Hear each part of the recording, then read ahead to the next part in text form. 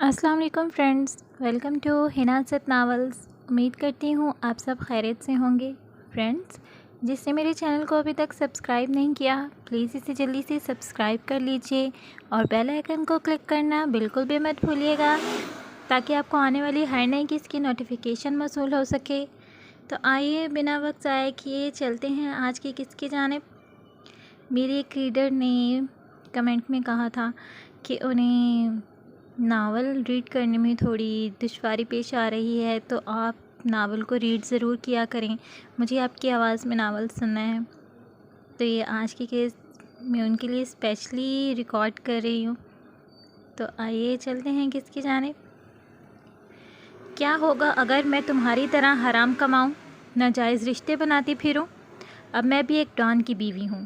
ایک ڈان کی بیوی کچھ بھی کر سکتی ہے۔ اس کی قربت کو محسوس کرتے ہوئے وہ پھنکاری۔ اس کی یہ بات اس کے غصے کو ہوا دینے کے لیے کافی تھی۔ اس نے غصے سے اس کی دونوں کلائی پکڑ کر اوپر اٹھا کر دیوار سے لگا دی۔ تم صرف میری ہو بیوٹی، میں نے خدا کو گواہ بنا کر تمہیں سب کے سامنے اپنایا ہے۔ تمہاری روح، تمہارے جسم، تمہاری ہر چیز پر صرف میرا حق ہے۔ میرے علاوہ کسی بھی مرد نے تمہیں چھو کر آئی ہوا بھی سونگھنے کی ہمت کی تو میں اس کا ذرہ ذرہ آگ میں جھونک دوں گا۔ وہ دھمکی آمیز لہجے میں غرایا تھا۔ تمہارا اور میرا دل کا رشتہ نہیں ہے یل، صرف مجبوری میں کیا گیا ایک سودا ہے۔ تمہاری صرف میرے جسم کی چاہ ہے۔ تم کبھی وہ مرد نہیں ہو سکتے جو میرے دل میں اپنا مقام بنا سکے۔ اس کی آواز بلند مگر ہلکی سی لرزش امیز تھی، جبکہ لہجہ انداز پختہ تھا۔ اس کے الفاظ تمانچے کی طرح اس کے چہرے پر لگے تھے۔ اس نے ایک جھٹکے سے اسے کندھے پر اٹھایا۔ غصے سے وہ بے قابو ہو رہا تھا۔ اس وقت اس کے اندر کا درندہ پوری طرح سے بیدار ہو گیا تھا۔ یل! اپنے پیروں کو ہلانے میں ناکامیاب ابیرہ نے چیخ کر اس کی پشت پر دو چار مکے جڑے۔ وہ اسے لیے بیڈ کی طرف بڑھا اور بے دردی سے اسے اس پر پٹک دیا۔ اگر میرے جیسا انسان تمہارے دل میں بسنے کے قابل نہیں تو میں کیوں خواہ مخواہ ایسی کسی فضول سی کوشش میں اپنا وقت ضائع کروں؟ کمینگی سے کہتا وہ اس کی طرف دیکھ کر مسکرایا اور جھک کر بیڈ سائڈ ٹیبل کے ڈرار سے کچھ نکالا۔ اس سے پہلے کہ وہ کچھ سمجھتی، اس نے اس کے دونوں ہاتھ اوپر اٹھا کر ہیڈ بورڈ سے باندھ دیے۔ اس نے حیرانی اور پریشانی سے اپنے بندھے ہاتھوں کو دیکھا۔ اس کا دل خوف سے لرز رہا تھا۔ اس کی آنکھوں اور چہرے سے درندگی صاف جھلک رہی تھی۔ اب تو تم میرے رحم و کرم پر ہو بیوٹی، معنی خیزی سے کہتا وہ اس کے اوپر جھکا اور اس کے سرخ رخسار پر اپنے گرم ہونٹ رکھ دیے۔ ابیرہ کو اپنا جسم جلتا ہوا محسوس ہونے لگا۔ اس نے بے بسی سے آنکھیں میچ لیں۔ آنسو آنکھوں سے ڈھلک کر تیزی سے بالوں میں جذب ہونے لگے۔ یل کے ہونٹ اب اس کے رخسار سے پھسل کر جبڑے پر پہنچ گئے تھے، جبکہ ایک بازو اس کی گردن کے نیچے تھا جبکہ دوسرا اس کی کمر پر۔ وہ اس کی قید میں سسک اٹھی۔ اس کی گردن میں منہ گھسائے وہ اس کی خوشبو کو اپنے اندر اتارتے ہوئے اسے اپنی ٹانگ پر اس کی ٹانگ کا زور محسوس ہوا۔ اس نے حیرت سے سوچا اور سر اٹھا کر اس کی طرف دیکھا جو قہر زدہ نظروں سے اسے گھور رہی تھی۔ اس کے نرم و ملائم ہونٹ لرز رہے تھے۔ وہ یکٹک اسے دیکھ رہا تھا۔ وہ اپنی بے جان ٹانگوں سے اسے زور لگا کر خود سے پیچھے دھکیلنے کی کوشش کر رہی تھی جو کہ بے سود ثابت ہوئی تھی۔ یل نے اس کی ٹانگوں پر اپنی ٹانگیں رکھ کر اس کی اس کوشش کو بھی ناکام بنا دیا۔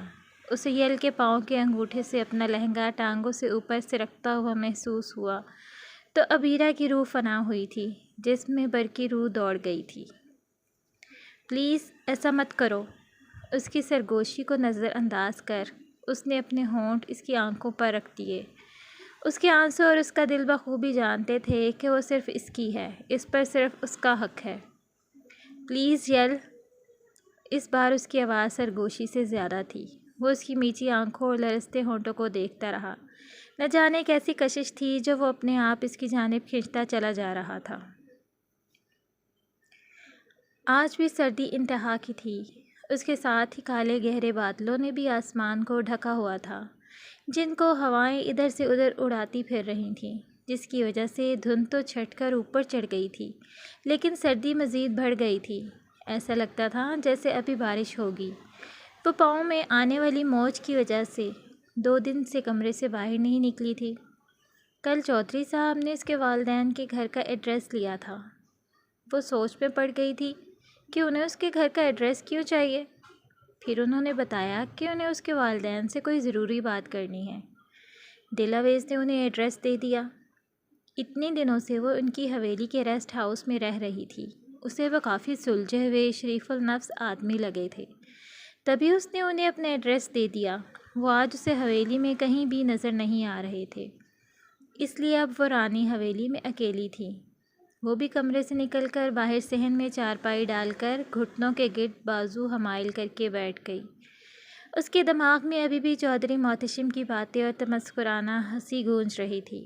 جب رانی کچن سے کھانا بنا کر نکلی تو اس کو چپ چاپ سوچوں میں گم بیٹھے دیکھ کر اس کے پاس آ کر بیٹھ گئی اور اس کو ایسے خاموش ہواؤں میں تکتے دیکھ کر بول پڑی، باجی آپ مجھ سے ناراض ہیں؟ 2 دن ہو گئے آپ مجھ سے بات بھی نہیں کر رہی۔ میں نے کیا کیا ہے؟ وہ اس کی بات سن کر کچھ بھی نہیں بولی۔ باجی کیا سوچ رہی ہیں آپ؟ رانی نے پوچھا، پریشان ہو کر اس کو جھنجھوڑ کر پوچھا۔ کچھ بھی نہیں رانی، میں ناراض نہیں ہوں تم سے، بس میں تو تمہارے چھوٹے چودھری صاحب کے بارے میں سوچ رہی ہوں۔ اس نے چونک کر کھوئے کھوئے سے لہجے میں کہا۔ وہ 2 دن سے اس کے بارے میں ہی سوچ رہی تھی، اس وجہ سے اس کے منہ سے اس کا نام نکل گیا۔ کیا سوچ رہی ہیں آپ ان کے بارے میں؟ اس نے حیرت سے دل آویز کی طرف سوالیہ نگاہوں سے دیکھتے ہوئے ایک نیا سوال کیا۔ میں یہ سوچ رہی تھی کہ وہ بڑا ہی عجیب انسان ہے۔ وہ پل میں تولا پل میں ماشا، غصہ تو ہر وقت اس کے ناک پر دھرا رہتا ہے۔ اس نے چودھری محتشم کے بارے میں جو سوچا یا جو 2 ملاقاتوں میں دیکھا وہ اس کو بھی بتا دیا۔ ارے باجی چھوٹے چودھری تو ایسے ہی ہیں، وہ بہت غصے والے ہیں۔ اگر کوئی ان کی بات نہ مانے تو وہ ایسے ہی غصہ کرتے ہیں۔ اس نے سنجیدگی سے کہا، کیونکہ وہ اس کو کافی اچھے سے جانتی تھی۔ اچھا، لیکن مجھے تو ایسے لگتا ہے کہ جیسے وہ دکھتا ہے ویسا ہے نہیں، اور جیسے وہ ہے ویسے وہ دکھتا نہیں۔ بہت ہی عجیب اور 2 رخی سی شخصیت ہے اس کی۔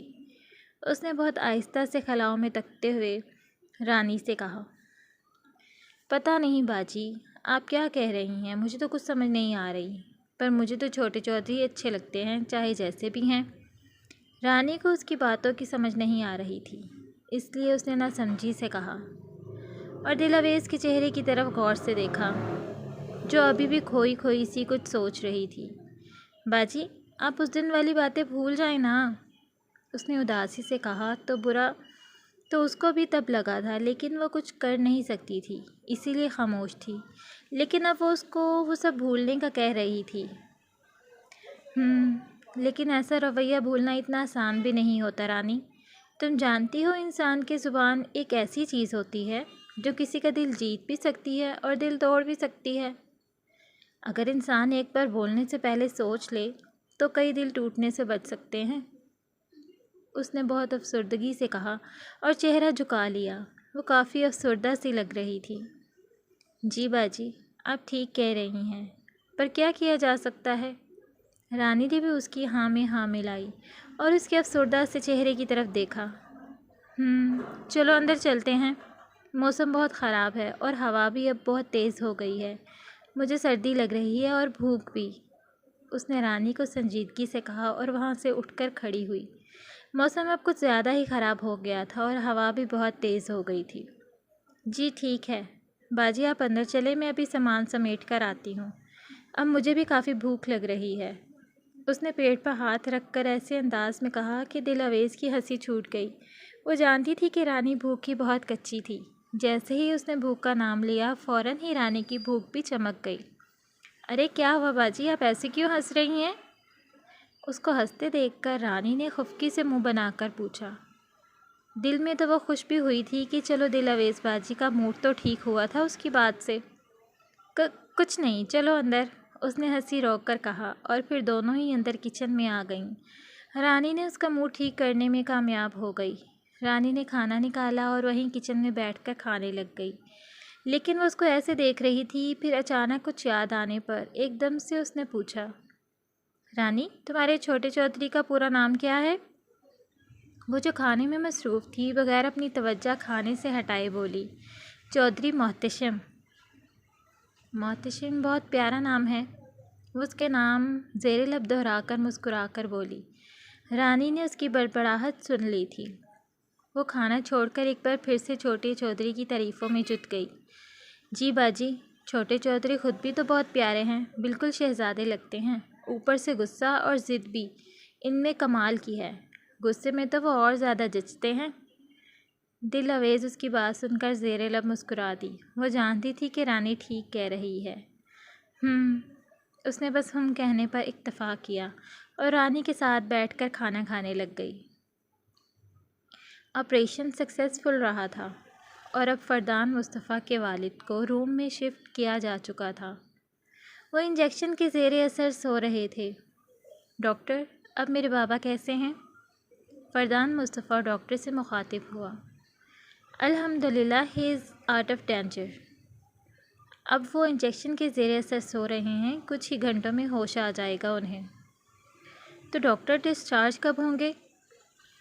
ابھی ہم انہیں انڈر آبزرویشن رکھیں گے، پھر ان کی حالت کے لحاظ سے ہم فیصلہ کریں گے کہ انہیں کب ڈسچارج کرنا چاہیے، ڈاکٹر نے اپنے پروفیشنل انداز میں کہا اور وہاں سے چلا گیا۔ اس کے والد کے علاج کا سارا خرچ احسن درانی نے اٹھایا تھا۔ اس کے والد کو ہوش آ چکا تھا اور اسے ڈسچارج کر دیا گیا تھا۔ احسن درانی نے اسے نشا کی پرسنل ڈائری دی تھی، جس میں اس کی زندگی سے جڑی ہر چھوٹی سے چھوٹی بات اس میں درج تھی۔ جیسے جیسے وہ پڑھتا چلا جا رہا تھا، اس کی آنکھوں کی پتلیاں حیرت سے پھیلتی چلی جا رہی تھیں۔ جو احسن درانی اس سے کروانا چاہ رہے تھے وہ اس کے لیے انتہائی مشکل کام تھا، مگر اسے ہر حال میں وہ کرنا ہی تھا۔ آخر کو ان کا اتنا بڑا احسان جو اس پر تھا۔ ابھی کچھ دیر پہلے ہی اس کے نام پر احسن درانی نے ایک پارسل بھیجا تھا۔ اس نے وہ کھول کر دیکھا تو اندر برانڈڈ سوٹس تھے۔ اس کے چہرے پر پژمردگی چھا گئی۔ وہ اپنے پرانے کپڑوں میں ہنسی خوشی زندگی گزار رہا تھا۔ اسے کبھی بھی خواہش نہیں ہوئی تھی ایسی چیزوں کی۔ وہ قناعت پسند اور سادہ سا انسان تھا، ہر حال میں خوش رہنے والا، چادر دیکھ کر پاؤں پھیلانے والا۔ وہ کبھی کسی کی خیرات میں دی گئی چیز نہ لیتا تھا، بے شک وہ کتنی ہی قیمتی کیوں نہ ہو، مگر جو کام اس سے کرنا تھا اس کے لیے ویسا بننا اس کے لیے ضروری تھا۔ وہ نہ چاہتے ہوئے بھی بے دلی سے ایک سوٹ لیتا واش روم کی طرف بڑھ گیا اور تیار ہو کر ہاسپٹل کے لیے چلا گیا، جہاں اب بھی نشا درانی کا علاج چل رہا تھا۔ اگلے دن چودھری محتشم نے ایک پلان بنایا گاؤں والوں کی زندگی بچانے کے لیے، کیونکہ اگلی رات چودھویں کی رات تھی اور وہ قاتل یا اغوا کار یا کوئی جن بھوت وغیرہ جو بھی تھا، وہ چودھویں کی رات کا ہی شکار کرتا تھا۔ ساری رات سوچنے کے بعد اس نے جو منصوبہ بنایا اس کا ذکر سب سے پہلے اس نے چودھری صاحب سے کیا اور ان کی رائے طلب کی۔ چودھری صاحب کو اس کا یہ منصوبہ بے حد پسند آیا اور اس منصوبے کی تکمیل کے لیے انہوں نے گاؤں والوں سے بات بھی کی۔ چونکہ یہ منصوبہ انہی کے فائدے کے لیے بنایا گیا تھا، اسی لیے وہ سب بنا کسی اعتراض کے مان گئے۔ پلان یہ تھا کہ سارے گاؤں والے مغرب کے وقت اپنے سارے کام کاج نپٹا کر ایک میدان میں جمع ہو جائیں گے۔ بچوں سے لے کر بوڑھے مرد و عورت یعنی کہ پورا گاؤں اسی میدان میں اکٹھا ہوگا۔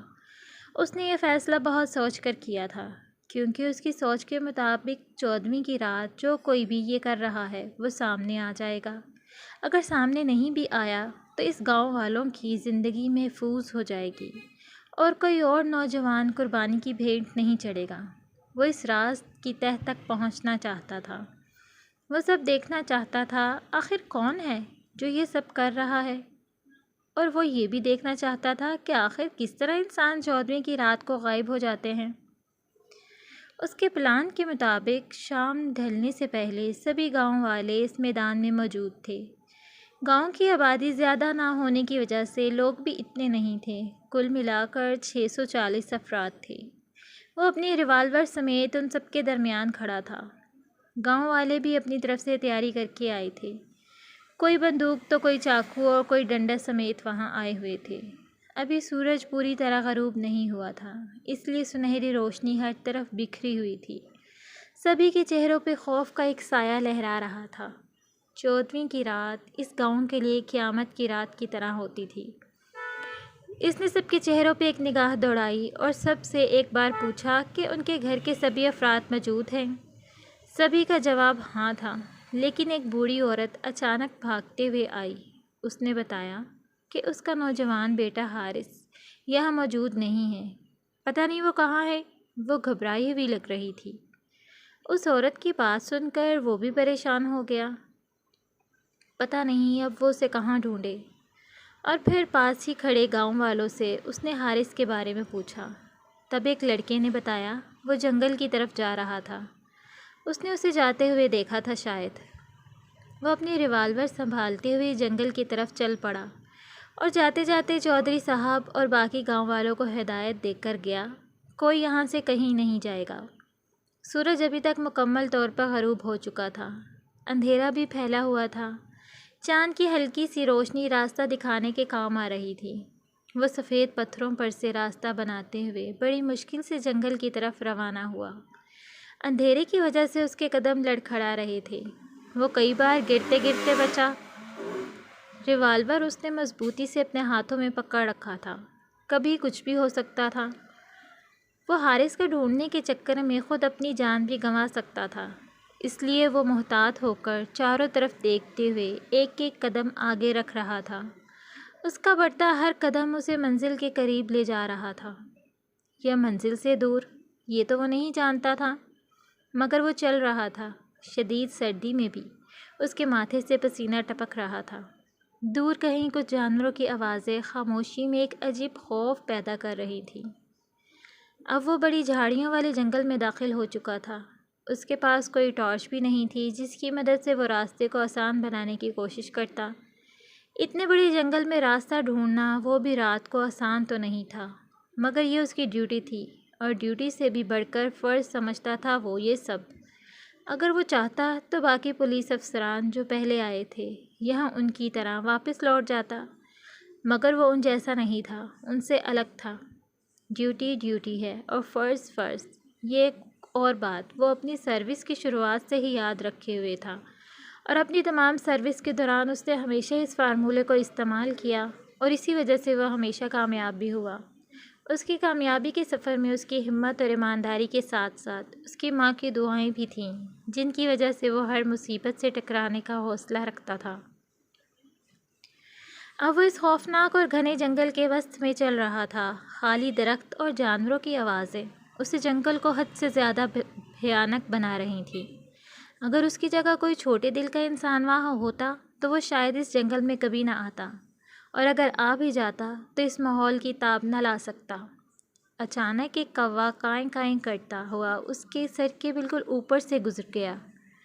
وہ لاکھ بہادر اور ہمت والا سہی، مگر وہ ایک انسان بھی تھا، اور ہر انسان کی طرح اگر وہ زیادہ نہیں ڈر رہا تھا تو تھوڑا بہت تو ضرور ڈر رہا تھا۔ اچانک اسے قدموں کی چاپ سنائی دی۔ وہ رک گیا، یہ سننے کے لیے کہ یہ آواز کس طرف سے آ رہی ہے۔ اس کی سماعتیں اسے یہ بتا رہی تھیں کہ یہ آوازیں دائیں طرف سے آ رہی ہیں۔ اس نے درود پاک کا ورد کرتے ہوئے اپنے قدموں کا رخ دائیں جانب کر لیا اور آہستہ آہستہ اس آواز کے پیچھے چلنے لگا۔ اس آواز کا پیچھا کرتے کرتے وہ تقریباً اس آواز کے قریب پہنچ چکا تھا۔ اب اسے ایک انسانی ہیولا دکھائی دیا جو آگے کی طرف جا رہا تھا۔ اس میں ڈر کے ساتھ ساتھ تجسس بھی پیدا ہو گیا کہ یہ کون ہے، اتنی رات کو کہاں جا رہا ہے، کہیں یہی تو نہیں وہ اغوا کار یا قاتل جو گاؤں والوں کو قتل کرتا ہے، یا پھر یہ بھی ہو سکتا ہے یہ حارث ہو۔ یہ سوچتے ہی اس نے ہیولے کو آواز دی، حارث! اس نے اندھیرے میں تیر چلا کر اسے چلنے والے کو مخاطب کیا۔ شاید اس کا تیر صحیح نشانے پہ لگ چکا تھا، کیونکہ وہ انسان جو آگے جا رہا تھا وہ اچانک رک گیا۔ اس نے اپنی ریوالور کو کسی بھی مقابلے کے لیے تیار کیا اور اس سامنے والے شخص کی طرف تان کر وہ ایک دم ہی چاقو چوبند ہو گیا۔ وہ جو رک گیا تھا وہ بالکل ساکت ہو چکا تھا اور چلتے ہوئے اس کو بالکل قریب جا رہا تھا۔ اس نے آہستہ سے ڈرتے ہوئے گردن کو موڑ کر حیرانی کے ساتھ اسے دیکھا۔ پولیس بابو! اس نے لڑکھڑاتے ہوئے حیرانی کے ساتھ اسے دیکھا۔ وہ حارث کو نہیں پہچانتا تھا، اس لیے اسے نہیں معلوم تھا یہ حارث ہے یا کوئی اور، اس لیے اس نے ریوالور ابھی تک نہیں ہٹائی۔ وہ ابھی بھی غصیلی نگاہوں سے اسے دیکھ رہا تھا۔ کون ہو تم اور یہاں کیا کر رہے ہو؟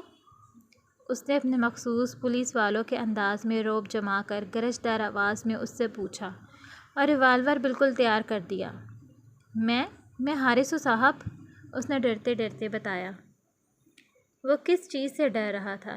ریوالور سے، یا اتنی رات کو اپنے پیچھے کسی کو یہاں دیکھ کر جس کی اسے امید ہی نہیں تھی؟ بہرحال محتشم نے ریوالور کو نیچے کیا اور آنکھوں کی کرختگی بھی تھوڑی کم ہو چکی تھی، اس لیے اب کی بار وہ پہلے سے کافی نرم لہجے میں بولا۔ حارث، اتنی رات کو تم یہاں کیا کر رہے تھے؟ کہاں جا رہے تھے اور کیوں جا رہے تھے؟ تمہیں ہمارے پلان کا پتہ تھا نا، تو پھر تم میدان میں کیوں نہیں آئے؟ اور تمہیں یہ بھی تو معلوم ہے کہ آج 14ویں کی رات ہے اور ہر 14ویں کی رات کو اس گاؤں کا ایک بندہ غائب ہو جاتا ہے۔ ان سب کے باوجود تم اس خوفناک جنگل میں اکیلے کیا کر رہے ہو؟ اس کے دل میں جتنے سوال گردش کر رہے تھے وہ اس نے ایک ہی سانس میں حارث سے پوچھ ڈالے۔ صاحب جی، میں اپنے ایک دوست سے ملنے جا رہا تھا۔ وہ بھی کافی حد تک نارمل ہو چکا تھا، اس لیے لڑکھڑاتی ہوئی آواز میں گھبرا کر جواب دینے کے بجائے اس نے تحمل سے جواب دیا۔ کون دوست؟ کیا کام ہے؟ کہاں ہے؟ یہ سوال اس نے حارث سے نہیں کیے، مگر وہ اسے اپنے ساتھ لیے پھر سے گاؤں کی طرف لوٹ رہا تھا۔